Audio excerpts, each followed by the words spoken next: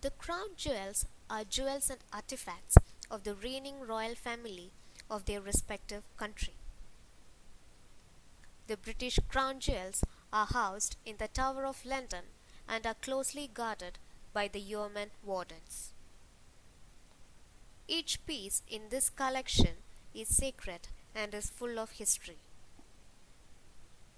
Here are some of the interesting facts about the crown jewels that are not known to many. Queen Victoria had trouble with a sovereign's ring during her coronation in 1838.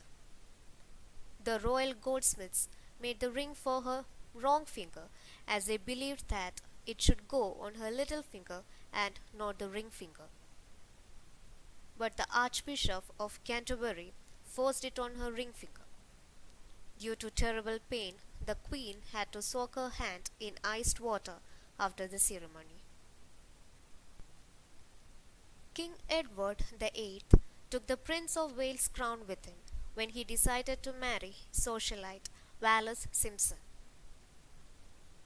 Though Edward abdicated the throne in the late 1930s, the crown was returned to the jewel house only after he died in 1972. The most recent item was added to the jewelry collection in 1953. It is a set of 22-carat gold armills presented to Queen Elizabeth II for her coronation in 1953. The Archbishop of Canterbury is one of the 3 people who are allowed to handle the crown jewels. The other 2 are the reigning monarch and the crown jeweler. During the age of Shakespeare, Anne of Denmark, who was the wife of King James I, acted in the plays performed at the court. She used to borrow items of the crown jewels to use as props in the plays and would sometimes return them broken. The crown jewels are not owned by the monarch. They belong to the state and are rented out to the sovereign during major events and ceremonies. One of the pieces in the collection has only been worn once. It is a crown named the Delhi Durbar crown that was worn by King George V while honoring India's inception into the British Empire in 1911. Before his coronation, King George VI was convinced that the Archbishop would not be able to distinguish between the front and back of the crown. So he had a piece of red cotton tied to the front of the crown.